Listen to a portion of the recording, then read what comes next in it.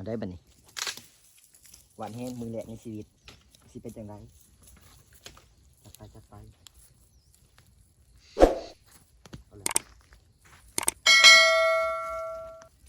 เอาคือไม่แห้งไงหนากูได้เลย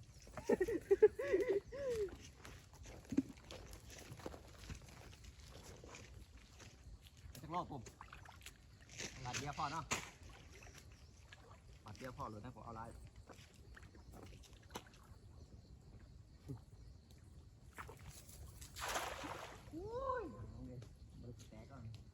เกาใจอีกได้หรอเนี่ย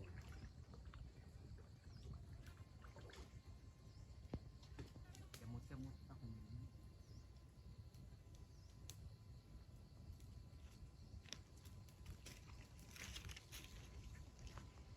ดึงเลย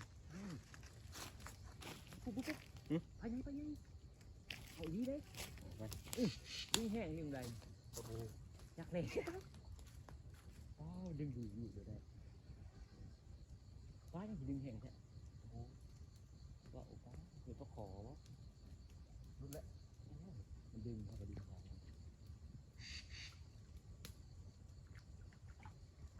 เขาว่าแล้วตะคอนบ่ดิรุดแล้วบาดเดียวเลยคิดเห็นวันนี้มันอยู่ได้ดิเอา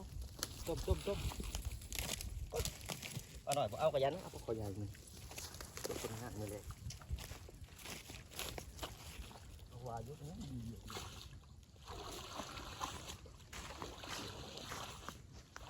เรียกว่าเป็นหลังอ่ะว่าพอเลยโอ้เดี๋ยวพอไว้กันปุ๊ด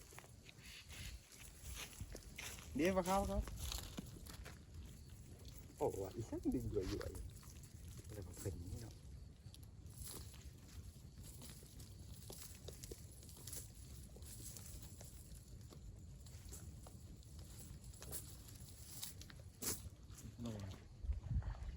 เอาดูตัวนั้นตัวมันถอกนี่บ่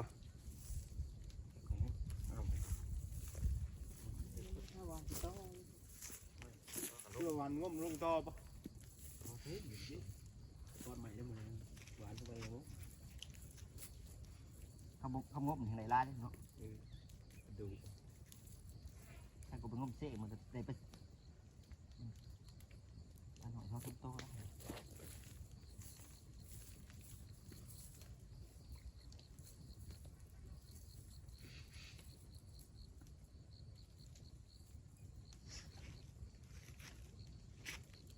เอาอีกดูตัวหนึ่งเอาเลยโตทกไปนี่มัดเลยแต่แบบคือนี่แหลกมันจะประมาณนี้ประมาณเนาะไปเอาบักเคาะนี่แหละแบบนี้จอบมันบอดดูโอ้ยกล้องเนี้ยมันเห็นคนยุกันมากล้องมา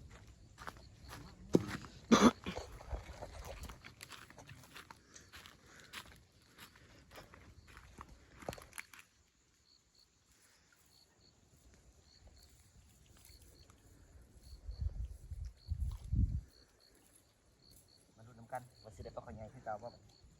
เขามาไกลๆที่เห็นว่าไอ้กล่องใจเงินคาให้เงินคาเยอะคาอะไรวะเนี่ย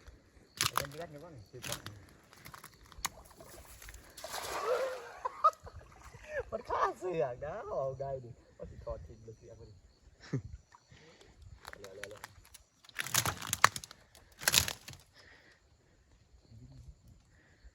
เอาปุ๊บฮะตัวใหญ่เอาอีเลย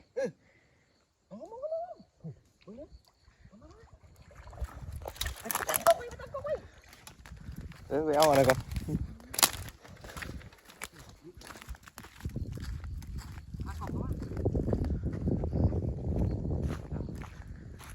ตกน้ำนี่จิบหายเลยจะกินงมปลาที่งมกล่องแล้วดินี่คอวะคอนี่ตัวใหญ่เลยจังไป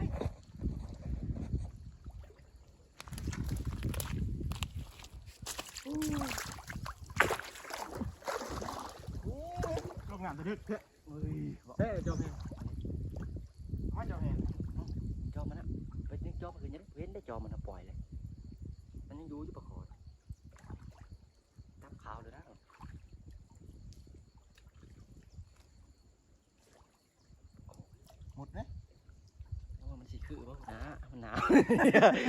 โอ้ยลงเบียร์ก็นั่นละมุดแล้วนะ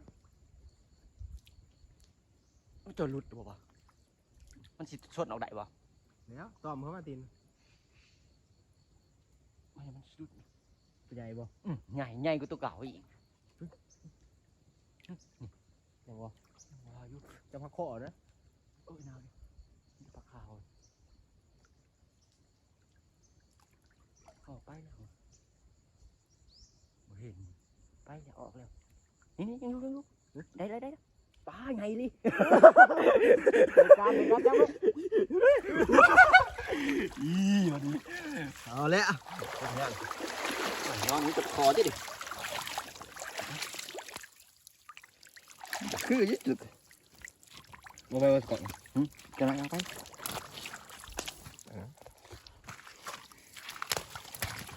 ตัวคนฮะ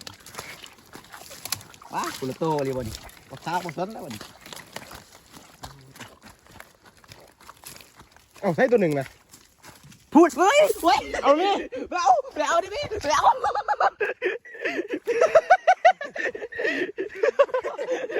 ดีนะยังขา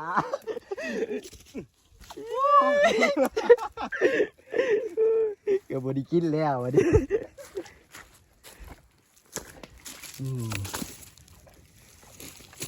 ดึงยุ่ยยุ่ยเลยเนาะ เป็นว่าถึงสิบมา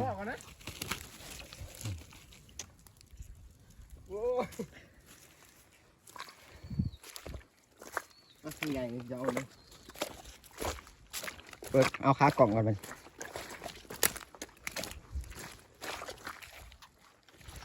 ไปได้เอาอีกบ่หรือพอแหละ เอาหมดมา พอได้กินแรกอีกบ่เบิ่งเอาน้องนี่ใช่ป่ะ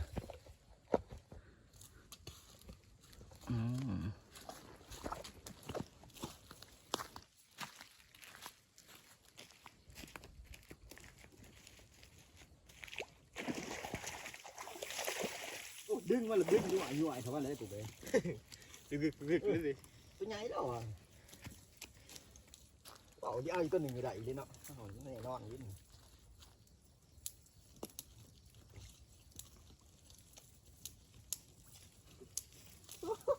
เปล่ากระสาความอยู่ใส่เปล่าบ่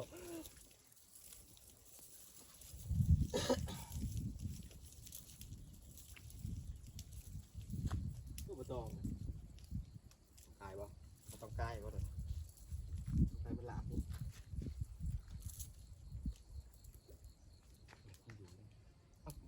มันไปอยู่ที่ป่ามันลอยอยู่บ่วะวิธีมันเอางงเลยโอ้เอาหวานในน้องกันบัดห่างนะคือวิวอยากอย่างนี้เนาะแห้งนิดหน่อยเด้แห้งสีสอบวิวจนบ่เสือผีนะป่านะ อันนี้นี่มัน บ่เลยปะโถปะ มันบุกพึ่งนะของใดมันพึ่งได้ครับ3 ปีนานได้เรียกมาจัดตัวที่3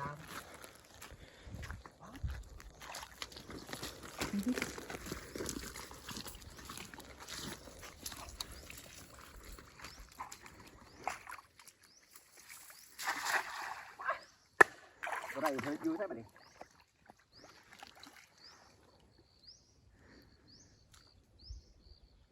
น้องที่แหงค่ะปิดแหงมาอยู่ปลาบ่ได้ช่วยใช่ปะ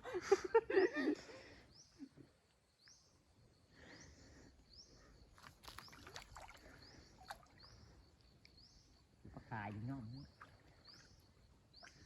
อยู่รอดตรงนั้น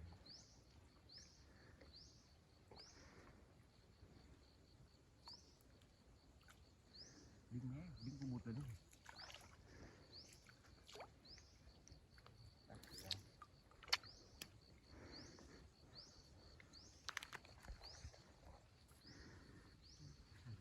ใส่หลุดไปแล้ว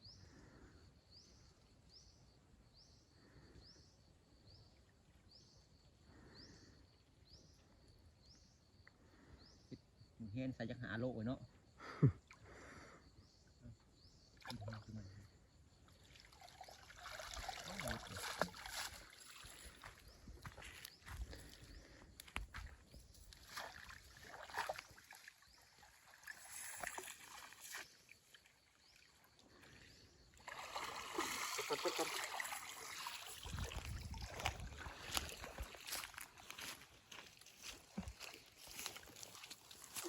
เบิ้งจะเอามองตรงเล็กเลย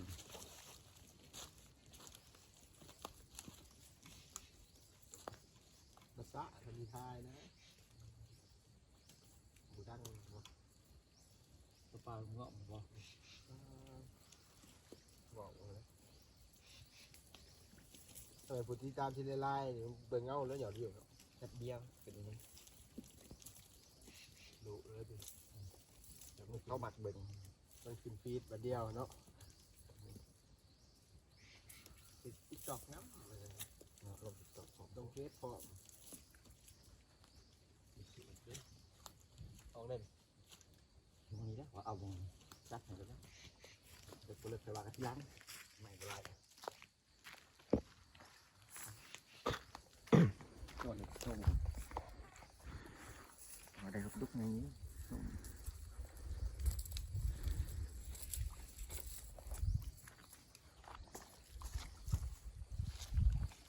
อันนี้เนาะ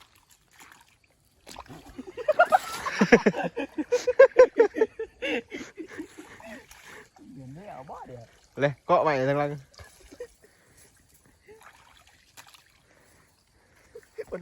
เดี๋ยวกวางบ่ได้ ขึ้นมาเถอะ ตัดเอาด้วยก่อน คือสิบ่ยั้งนะปลาเนาะ ตีดึงเอานี่นี่ หัวลงกลางๆเลย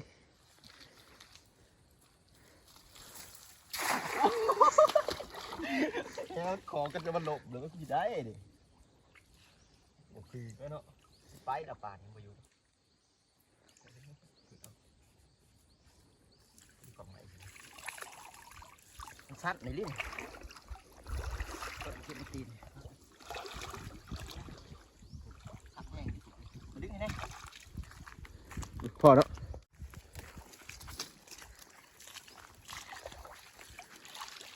ได้เป็นอย่างไรเนาะ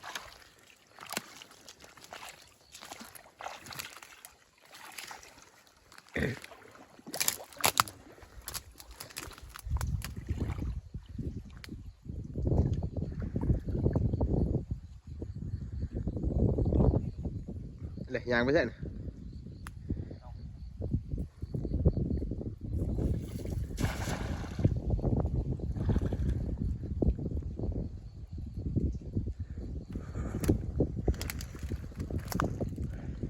เอาเวลาว่ะ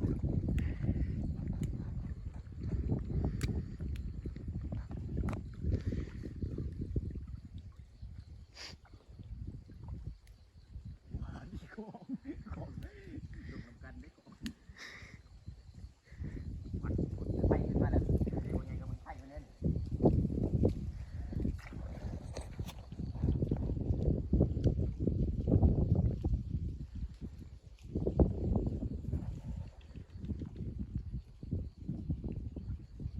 เหมือนปลาดอกไม้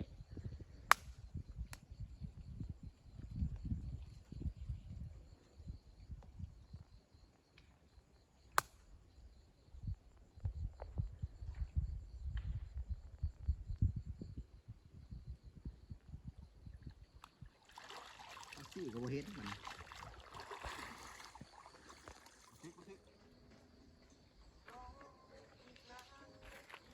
นกยังวัน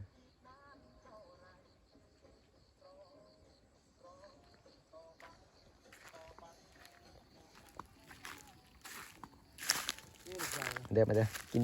ปิ่งปลาขยายน้ำกัน เจ้าเว้ยทำไม ใช่ คือปืนหมูให้หนก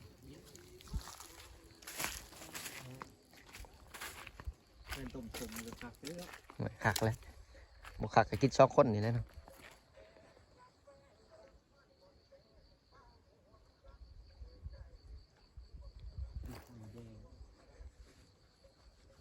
หรือว่าเอามาแต่น้องแง่เลยหรือเปล่าหลัง